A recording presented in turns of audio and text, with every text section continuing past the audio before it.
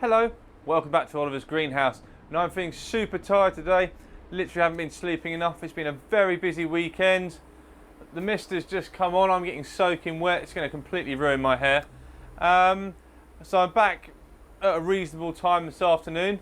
The sun's moved round the widest extent of the greenhouse, and it's just disappearing behind the houses behind. Hopefully you can still see me. It's 20 degrees in the greenhouse and 80% relative humidity, so it's very misty. I hope it's not going to ruin the camera too much. But I thought I'd grab this moment to have a quick look at my Dendrobium victoria-reginae, which is in bloom at the moment. In fact, one of the blooms has actually just gone a little bit over, but there's lots more buds opening. So I thought we'd have a quick look at that, and it's actually right next to you guys. So I'll come over there, move the greenhouse, move the camera around a little bit, and we'll have a little look at it. Hopefully we've got enough light that it's going to look really good. Okay, so here's the plant in question. I have it hanging up here in one of my, just a normal standard clay pot, with a tiny hole drilled in the back of it, and a little S-hook, just to hang it off of one of these greenhouse ties. Now, I don't give this thing any particularly special care. I do let it get a bit drier in winter when it's out of the growing season, to sort of promote flowering and bud production. And it does get a little bit chilly in here. It gets down to about 13 degrees centigrade, so nothing that this plant would be uncomfortable with. A few things to note about it is mine produces kikis quite a lot. There's a nice kiki growing out the top here. And another thing to mention as well is mine, I don't know about all of them, I don't know whether you can condition them so that they would be more tolerant of high light conditions, but mine's quite fussy. Mine does not like bright light at all. It starts to get sort of a red hue on some of the leaves. They'll curl, they'll turn away. This is an old leaf, but this is an old leaf that got burnt. I'll move the camera in a minute. We'll be able to have a little look at some of the blooms up a bit closer, and some new growth on it as well. So I'd certainly say that it's a moderate to low light orchid, which can tolerate some pretty cold weather, and it's very low maintenance. I find it particularly low maintenance. Now, with a name like victoria-reginae, it's got to be some correlation between Queen Victoria, I would have thought, especially with the royal blue coloration of the flowers, which are highlighted by this sort of white striping. Another interesting thing to note about it is as well that the blooms close up at night and reopen in the morning, so they're sort of constantly doing this depending on light conditions, which is quite cool. It's open now. There's some new growth. It always flowers from the old canes, so there's 3 canes in flower. It's even flowering from, this was the end of this year's or last year's growing. It's got more buds at the end, which it's blooming from as well, or just starting to open. So I'll move you guys in. We'll have a little bit of a closer look. Okay, so there's a nice close-up shot of the flowers. Not too close up. It's sort of wobbling in the wind a little bit. You can sort of see how big they are compared to my hand. They got this lovely royal blue colour, and like as previously mentioned, they will close up and reopen again depending on light conditions. Let's just see if we can zoom a little way off. I've been having a little bit of trouble with. There we go. It's about maximum zoom, so you can see. Stop moving the camera around, Oliver.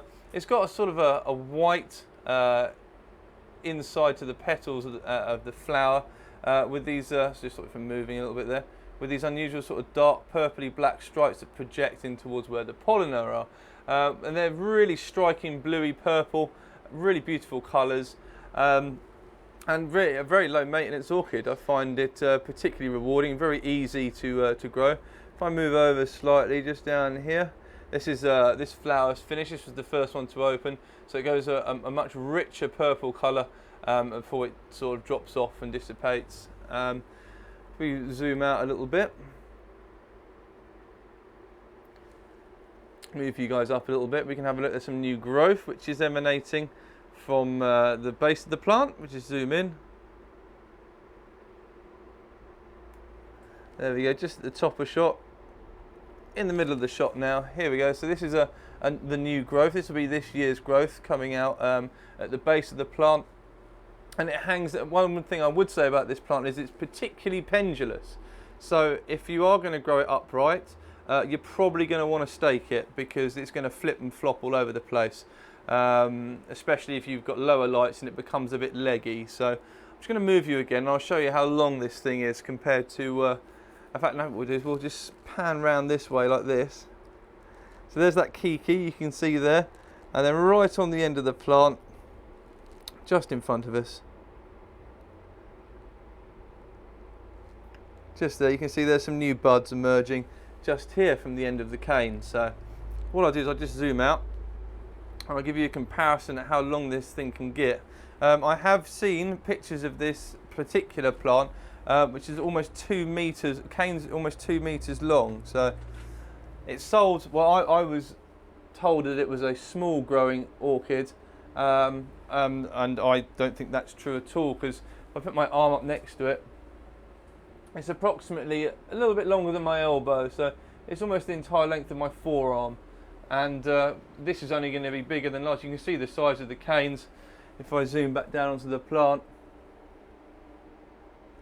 So you can see this was the first year's growth, probably when it was a kiki or this one, and they've slowly got bigger, and then since being in the greenhouse, this is how much growth it's put on in the greenhouse since it's been here. So we'll wait for this kiki to start producing some roots, which it isn't yet, and then we'll whip that off and we'll have another plant to sell or give away to friends. So yeah, a great little orchid. Okay, so thanks for watching. Only a short little update to do today. We're running out of light now in the greenhouse. Please stay tuned though, because I've got some really interesting stuff coming up. Do you remember when we did, oh, if I can reach up that, ripping the buds off.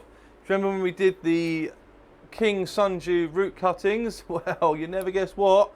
You'll have to tune in. And also, do you remember when we did the cephalotus leaf pullings? You're going to have to tune in for that as well. So lots of cool stuff coming up, especially if you like carnivorous plants.